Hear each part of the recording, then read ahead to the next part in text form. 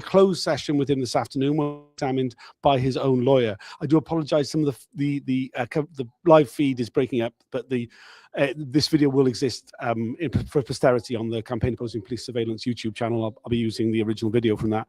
I am joined by Rob Evans from The Guardian and Guy Taylor, who gave evidence on Monday. We've just heard from Noel Douglas. He was questioned extensively about the infiltration of globalized resistance by the undercover police officer HN118, Simon Wellings, cover name Simon Wellings. What do you make of what he had to say? No, I mean, funnily enough, there was a sort of pen portrait of Noel written by, I think it was HN118 by Simon Wellings, which was actually quite flattering of him. And it said he was a very personable person. I think that's good communicator. Good communicator, and I think Noel. Good sense of humor. Yeah, and I think that, funnily enough, I think that came out. You know, he communicated what global resistance was about. He communicated the political ideas of what it was about. And actually, I thought he talked with a lot of, you know, humor really about what he wanted to say. Yeah, I mean, I know Noel very well, and he, you know, he talked from the heart, and it showed. I mean, like, he didn't try and put anything across. He was happy to say he didn't know when he didn't know, and he just gave a very honest account. And you know, like anyone should or would in this situation. And I think it spoke volumes, because he managed to tear Wellings a new arsehole in some parts. So well done, Noel. Yeah, he talked about the reporting that we saw a fair bit of the reporting by Simon Wellings, HN118. I mean, just on Wellings. I mean, he filed a great deal of reports. One of the most prolific of the undercover officers of the reports we've seen. I mean, there's been a question about some of the undercover officers. A lot of the reports seem to have gone missing before they've got to the inquiry, but certainly in terms of surviving reports, he's got one of the largest number. A lot of the, like, as he pointed out, a lot of the details very mundane. He points out that, as well as reporting on, you know, members of globalized resistance and the personal details of members, which he appears to have got from the access to the computer in the office. He also reported on people from Noel's own contact list, his family members, people he was dating. He said at the end, you know, he wanted to flag up that an American that he had dated had her passport gone through and the details reported on, and reporting on members of her family. So many of these undercover officers have talked about hoovering up every possible piece of information and delivering it. And I mean, it seems very much that's what Wellings did. Yeah, I think that's. I mean, I think that's what you see time and time again with these undercover officers. You know, on the one, I mean, they are. I think one of them described themselves as a human microphone, and they are literally, you know, just hoovering everything up, and you know, they report a lot of it. And of course, I think, I mean, there's two things that come to mind. Is that one is for the undercover officers, it's actually in their interest. If they want to, you know, continue their deployment, they've got to be producing lots of reports. They've got to be sending back lots of information regularly to their bosses, who think, oh, bang up job, you know, you can continue. So that's what's going through their mind for a lot of the undercover officers. But the thing I think that is striking about a lot of the, and especially with, well, you can see it with Simon Wellings, is that a lot of the information, on the one hand, I mean, essentially the information is being hoovered up on an industrial scale. And on the one hand, the information is very mundane. I mean, it's literally, you know, just sort of, I mean, it's so mundane, it's unbelievable. But on the other hand, it's actually quite disturbing, because it's actually very intrusive about people's lives. And I think that's the thing that has, you know, that comes across with the inquiry and the witnesses again and again. Yeah, I've spent the last year with the reports of Simon Wellings, and basically there's, I hear that only a quarter of his reports have been obtained by the inquiry. So that's there's, I think we got 1,000 and there were 4,000. I mean, like it is immense. And some of the things said about me were really, I mean, like too close to the bone. I mean, like there's some stuff that's been previously redacted, so I can't repeat it. But I mean, like, you know, it's really quite disgusting, really. So not that I did anything disgusting, but the intrusion was disgusting. I'd like to add that for this film. But basically, that's the nature of it.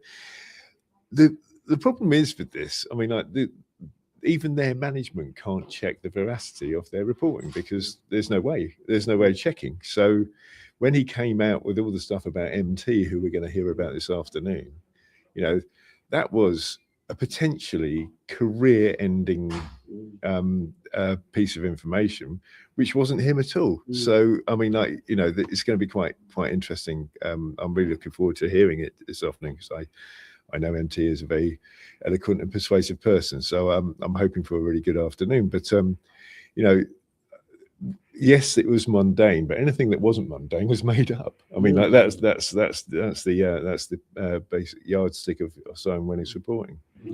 I mean, I remember working with someone in the Guardian on the story, and he talked about how, you know, there can be someone. I think Wellings is essentially in the position, I said to you before, of someone who's been in the sea, they're naked, the tide has gone out, and suddenly, you know, it's all there to see. And that's the problem with Simon Wellings' reports, is that running through all of this are undercover officers who thought they would never be caught.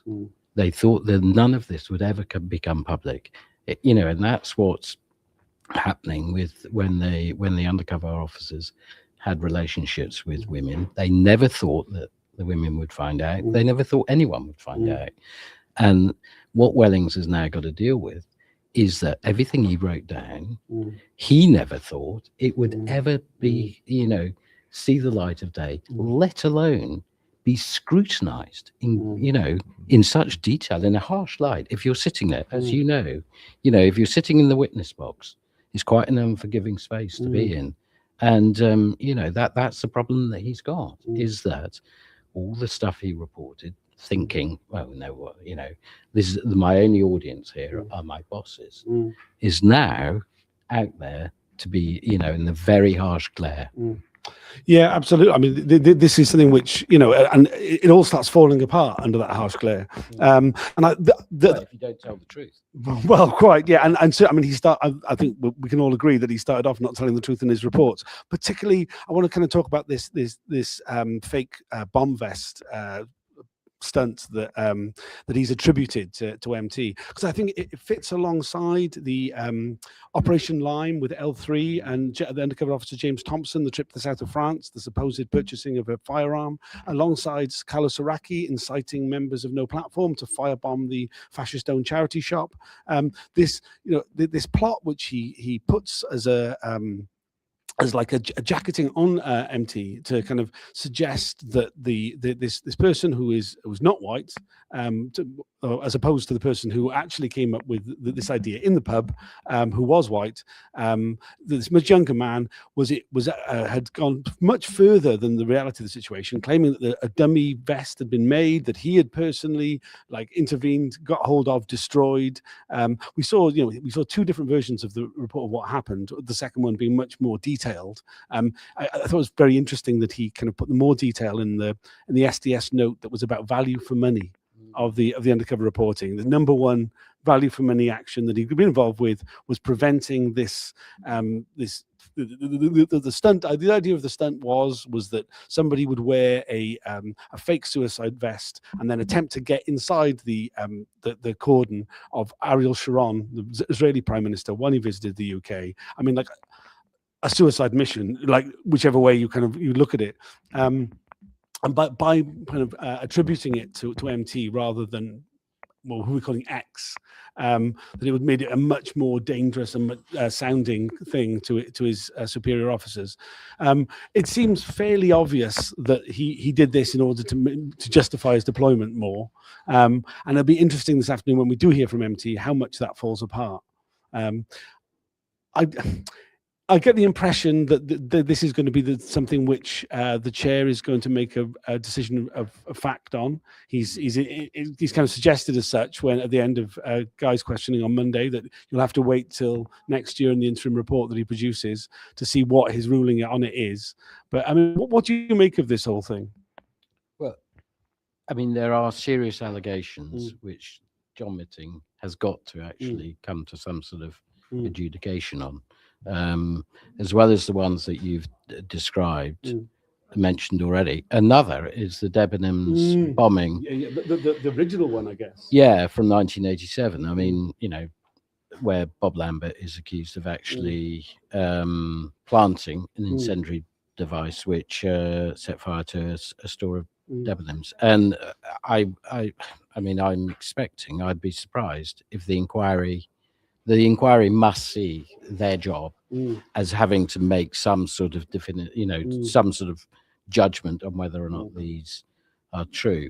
I mean, what's interesting is there's 3 or 4 of them that we can think about, and you know, they are very serious matters. I think the most, the key thing that I can see so far with this suicide vest. I don't know how to describe it, and be legally safe. But the question is that in the closing down report, sorry, in the report where you know, they are talking about, there's a report by the SDS saying these are the value for money. These are the things we did well, and which justify the expenditure of money on this unit. There's 2 things. One is that he's not just sort of whoever's written that is not just saying, you know, oh, you know, I heard this and you know, it was sort of, he's saying that I actually took the suicide vest and destroyed it, and that moves it into a level of seriousness above just sort of, you know, like, oh, this was chatter that was going on. But I think the just before I pass to Guy, I think what's interesting is that in the 2000s, we're very much in a period, it seems, where the SDS is having to justify its existence. I think you can begin to see that building up into you know, 2004, 2005, and then eventually 2007. So these are, I think, the sort of wider context, perhaps, of what's going on here. Yeah. The value for money report, I think I think has Wellings' statement been published yet? Not published yet. No. I mean, annoyingly, because, I mean, that really is annoying because I can't. But one of the 2 things he says about his own personal value for money is the thing about the vest, and I really want to say the other one, but I can't. I mean, that section. I mean, there have been that value for money report has been. Oh, the value for money one. Yeah. So I can't remember if it's in that one, but basically, yeah. I mean, like, I think he claims in that one that information procured from his infiltration of globalized resistance helped the police police the protest, the huge protest on the 15th of February 2003.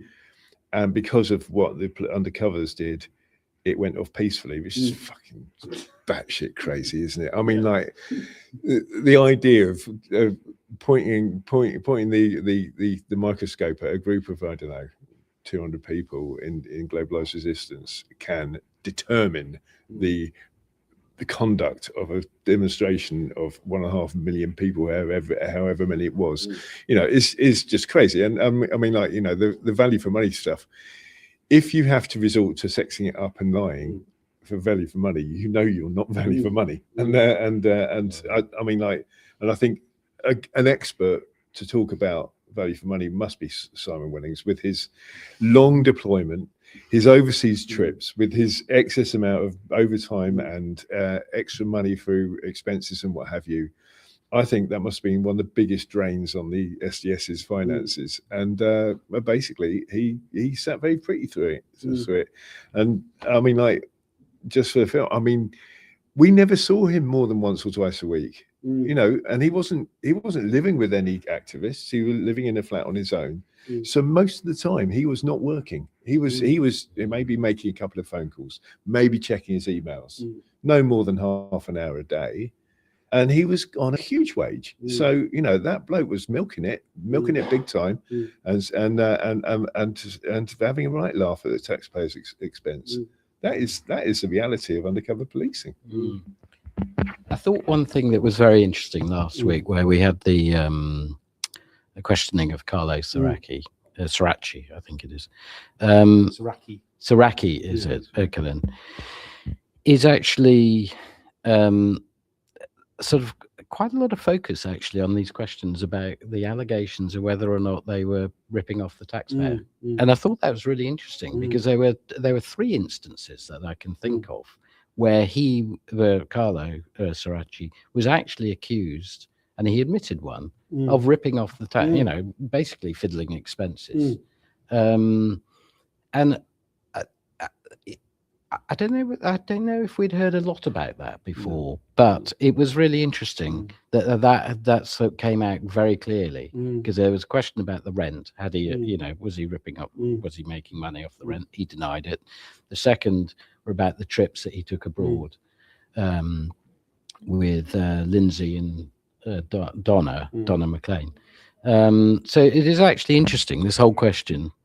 When you, I mean, if you speak sort of hypothetically, let's say, is that if you're in a organization where basically you're not being really looked at properly, you know, you know, if you don't have close invigilation, you know, people do begin to think, let's speak hypothetically, you know, well, I can also, you know, take a bit of money myself. So that's the other thing that the guys raised about, you know, the actual proper, if I sound a bit pompous, the proper expenditure of taxpayers' money. Yeah, I mean, it's interesting actually, because this topic I think has been there since the very beginning, but I think certainly I have not really appreciated the significance of it. I mean, we've seen going back to tranche 1, details about the living arrangements and the overtime claims of the undercover officers, and they're being brought in like throughout the history of the unit, new limitations on that. We heard a lot about Stefan Skutt in tranche 2, who was, I mean, essentially appears to be a professional criminal who was employed as an undercover officer, and like the very, you know, they talked to him being the golden boy, because he was always, you know, like looking to take more money out of his role.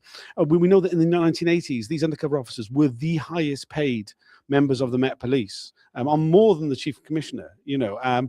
That was before you got into all the other expense accounts that they had.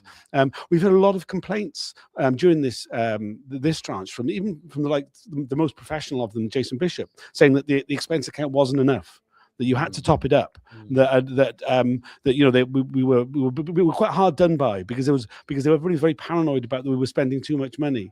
And I thought we really are starting to see a picture in the 2000s of this unit being kind of called out for its batshit behavior, quite frankly. And I think this comes up very strongly in this closing report that comes, you know, only a few years after the period we're talking about in 2007, 2008, and the way in which the SDS.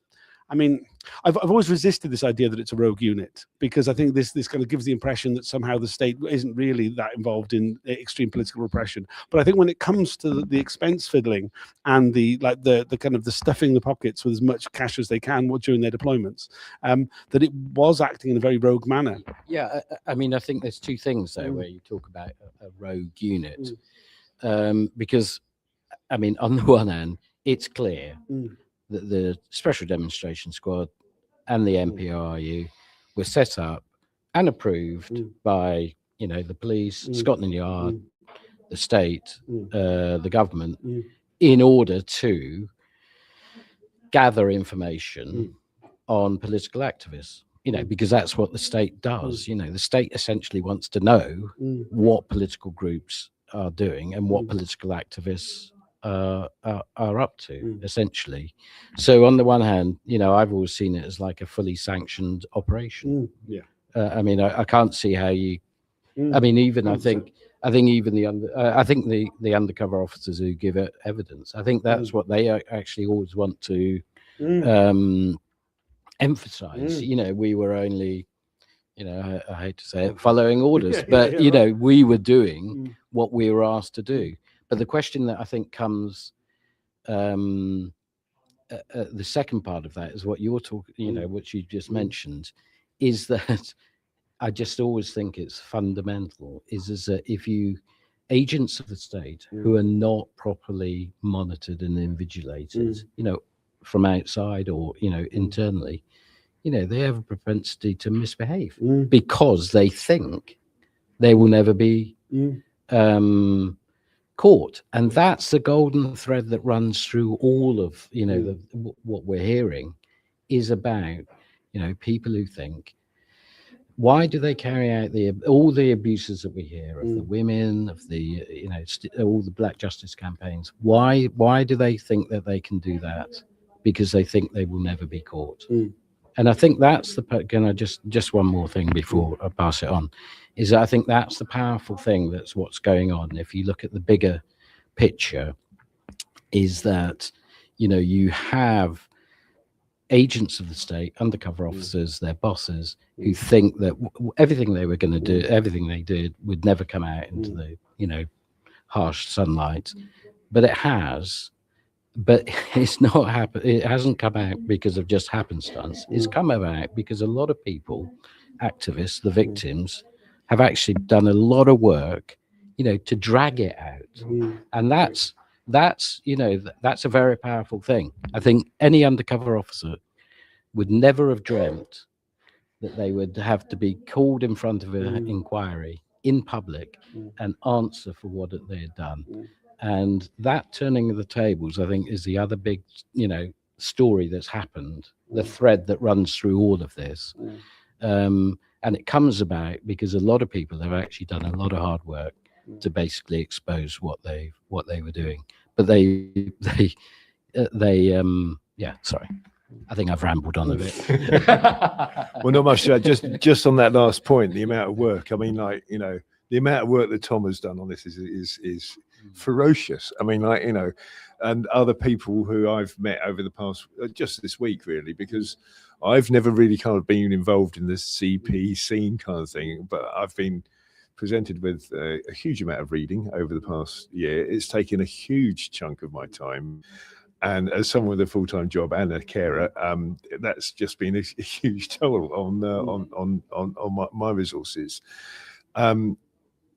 Yeah, our legal representatives get paid, but there's no recompense for people doing this stuff, this type of thing, which is a shame. But just want to salute everyone from yourself and to all the people that have shown me support and everything. It's just been immense, and it has been entirely valuable. And that work, I think, you know, it will pay off one day. I'm sure of it. Maybe I'm being hopelessly optimistic, but it will. Yeah, but I think what goes on with the, you know, the state monitoring and infiltrating activists has gone on, you know, has gone on for decades. But I think one, you know, it's cat and mouse, isn't it? So activists respond to what they learn the state is doing, and vice versa. But I think one thing that will go through the mind of the state is when they're thinking of doing if in the future they think, oh, I'm going to do something bad. Okay, could it come out in the public inquiry? That's an important factor in their mind. You know, sunlight is what the state does not like when it's infiltrating activists, and that could be a deterrent for them. Could be. I don't know. I mean, it's nice to be optimistic about it. I must admit that I'm not massively optimistic. I mean, thanks for saying it's hard work. I mean, I would point out I do get a chair and there's no heavy lifting. So I mean, I don't think it's that hard in many ways. We've had a comment. Please leave a comment if you've got any questions. Richard Parry, who's one of the recognised legal representatives at the inquiry, perks of the job, overtime and expenses fraud was hardwired into the job by unscrupulous cops. I think this is absolutely true, and I think there's a lot to be. I mean, it's only speculation, but we really get the impression that certain undercover officers, perhaps in this tranche, really learnt from their superiors who had been field officers themselves in the past. I think there's a lot to suggest that the activity of particularly Bob Lambert, who remains one of the great villains of this piece, kind of directed those officers under him to act in a certain way, whether it was about entrapping people or, I think I'm reminded when we had this big deal about rent book gates with Carlos Araki last week. I'm reminded that when Belinda Harvey was questioned about the rent that Bob Lambert claimed he paid to her, she went, no, he never gave me anything. And we didn't really make much of it at the time, partially I think because of lack of disclosure, because there wasn't a rent book. And that she wasn't aware of it. But I'm reminded that Donna McLean didn't see the rent book until she was sat in the stand.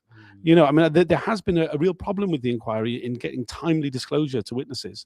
We're left with a situation where these really important topics are only just caught. I'm also reminded that Simon Wellings next week will be giving evidence for 2 days. Much shorter than in most of the undercover officers. And I think there was a belief by the chair, perhaps at the beginning of the proceedings, that perhaps this was an unremarkable deployment, which I think is very much not the case. I think there's a great deal that he needs to be asked about, not just about the situation with MT, but his own exposure, the fact that he was kept in the field after that exposure, which still boggles my mind, quite frankly. What kind of organization does that? And I think that I'm aware that there's been disclosure about his deployment that was only revealed yesterday. I can't talk anything about it, but it's frustrating the way in which the inquiry kind of goes on in this manner. I don't have any thoughts about that, by the way the inquiry is conducted in those sorts of aspects. Well, obviously it's not good if people are not getting disclosure in a timely manner, and you do want the people who have been spied on to actually be able to sit there and get documents, evaluate them, and actually go away and find out more information. And that can contribute to actually uncovering the truth. Yeah, the document with the value for money document with the actual suicide vest in it, which was never actually a suicide vest, that was only disclosed to me at the weekend. Right. Or was it, or last week? I can't. Yeah. Very, very. And that was written in 2007. That was that's been around a long time. That could have come with my original batch. Been more reading, but that was, and it was crucial, absolutely crucial. And it was one thing that really nails the lie that Wellings told. And the fact that he only mentioned it in one document, and he's mentioned the incident in so many, that shows his very, very loose association with the truth. So yeah, that's true. And I wish some of this stuff would be published so we can actually talk about it, because it's really frustrating not being able to tell people who were involved, who were named or whatever, that this has happened, because they still don't know. I think that's a really important point. I think it's something we're maybe going to put some sort of public statement out about. Over the next few weeks and months, there will be a number of people who will be named in documents who have no idea they're about to be named. The inquiry, in its wisdom, has decided that some people get privacy and some people don't. There are those people who are not core participants, who maybe only think they were only tangentially involved. They may never have met these undercover officers, but they are named in reports. If you think that you are someone who might have been named in the reports, if you were involved in any of the groups which these undercover officers infiltrated, I'd recommend you get in touch with the inquiry. Certainly get in touch with a legal representative if you have one, or a solicitor if you know one who's involved in the inquiry, because you have I think you should have the right to be able to either get privacy for your name appearing in these reports before they're put on screen and broadcast to the world, or at the very least have some sort of right of reply about it. I know in the past the inquiry has judged that somebody volunteering at an anarchist bookshop for many years makes them a public figure who have no expectation of privacy. It's laughable, right? It is absolutely laughable. But I know that there's been a great deal of distress caused to some individuals on being named at the inquiry without any warning whatsoever. It's a real issue. It's just one thing. When I was giving evidence on Monday, there was two former members of the GR steering committee in the public gallery. One was redacted, the other wasn't. and we can't work out why that was. We asked for everyone to be redacted, but that wasn't from my statement. That was from the documents. But it seems a very haphazard way of carrying on, really. So they need to raise their game, really, don't they? And this stands in contrast with the way in which secrecy demands from the Metropolitan Police Service or other state organisations have been met with real overzealous commitment. We had, I want to bring it up again, during your questioning, there was a stoppage, there was a 10-minute break in the broadcast because of, quite frankly, a vexatious complaint by the Metropolitan Police Service about the fact that you said that what was under that redacted sign was your phone number.